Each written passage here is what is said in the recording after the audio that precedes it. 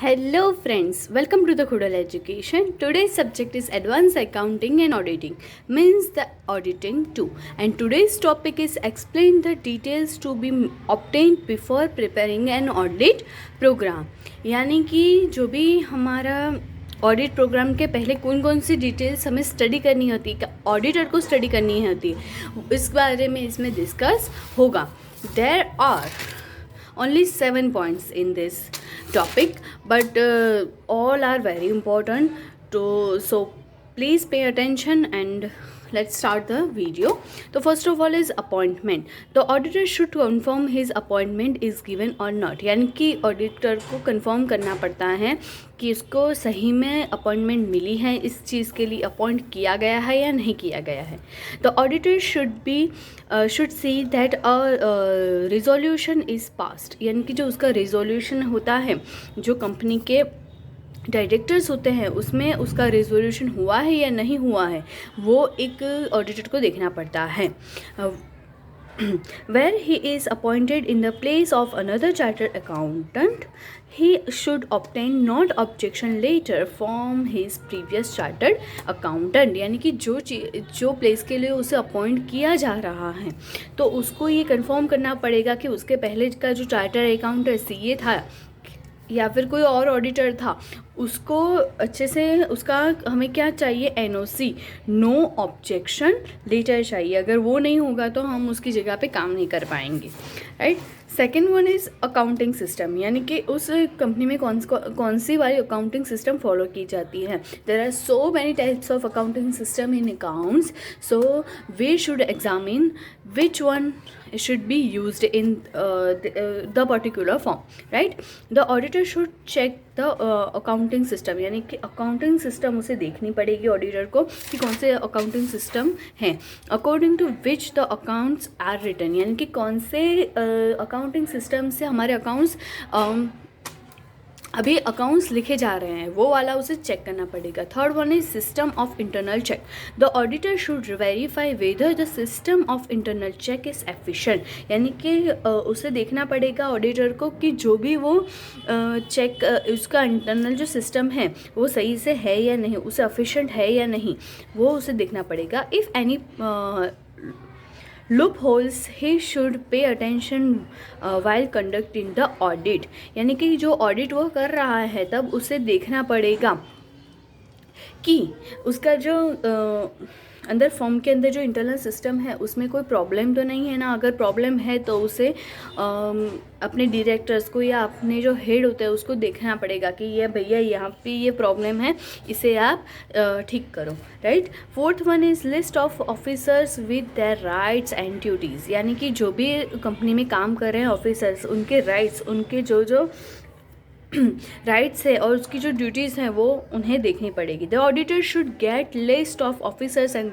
There duties and rights, और officers की सब लेंगे हम लिस्ट कि ये ऑफिसर है, इनकी ये ड्यूटीज़ हैं, इसके ये राइट्स है. The auditor should have the knowledge regarding the person who are in charge of written different books of account, यानी कि एक टाइप का अकाउंटेंट नहीं होता है पर्टिकुलर कंपनी में. There are so many types of accountants, right.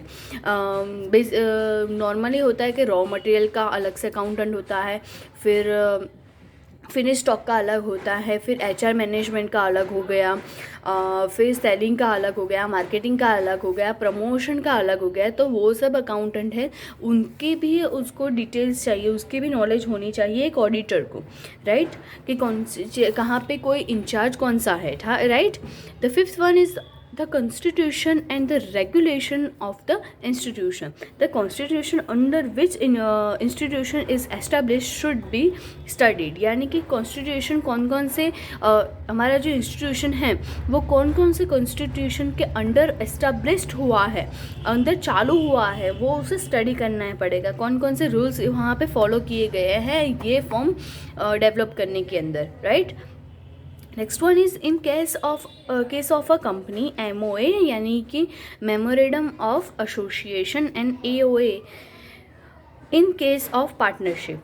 अगर हमारी कंपनी है तो MOA और AOA चाहिए हमें, और एक पार्टनरशिप फॉर्म है फर्म है या फॉर्म में है जो भी है वो बिजनेस, तो द डीड ऑफ पार्टनरशिप, यानी कि जो पार्टनरशिप का डीड होता है, पार्टनरशिप डीड माने कि जिसके बेसिस पर कौन कौन से अंदर पार्टनर्स हैं, पार्टनर्स की कौन से राइट्स है, ड्यूटीज़ है, कितना शेयर है, कितने उसने असेट्स डाले हैं, और वो सब एक पार्टनरशिप डीड में रिटर्न होता है।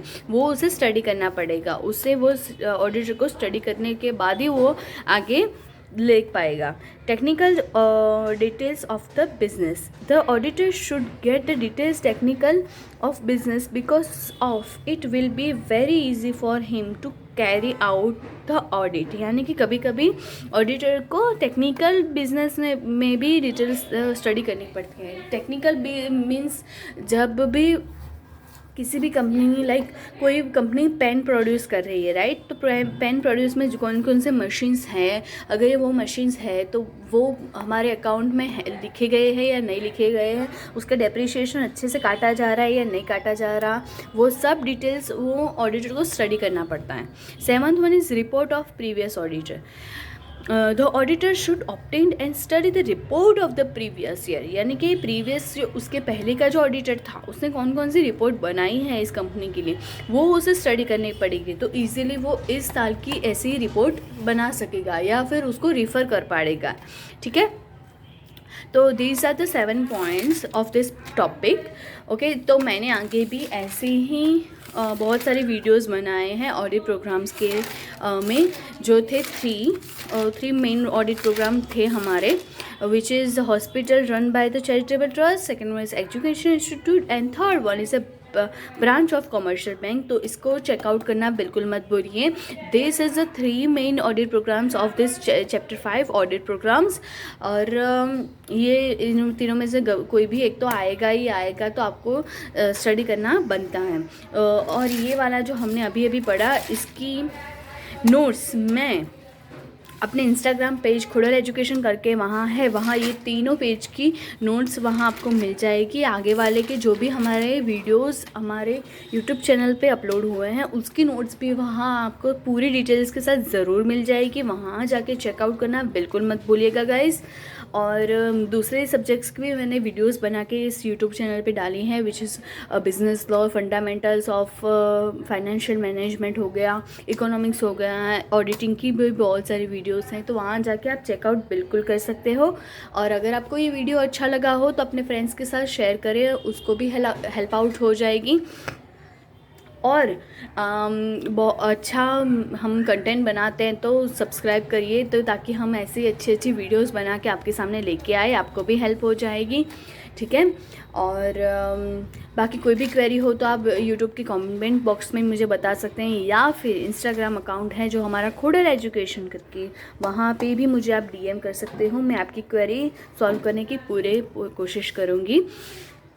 और एक बात, अगर कोई भी प्रॉब्लम हो तो वहाँ हम डिस्कस कर पाएंगे, और भी ज़्यादा वीडियोस आने वाली हैं तो उनको भी देखना मत भूलिएगा गाइस, वो आपकी हेल्प बहुत ज़्यादा करेगी अपने एग्ज़ाम में। यूनिवर्सिटी, गुजरात यूनिवर्सिटी की जो भी एग्ज़ाम है वहाँ आपकी हेल्प हो जाएगी।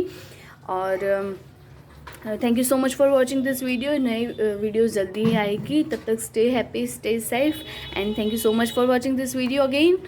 Tata, bye bye.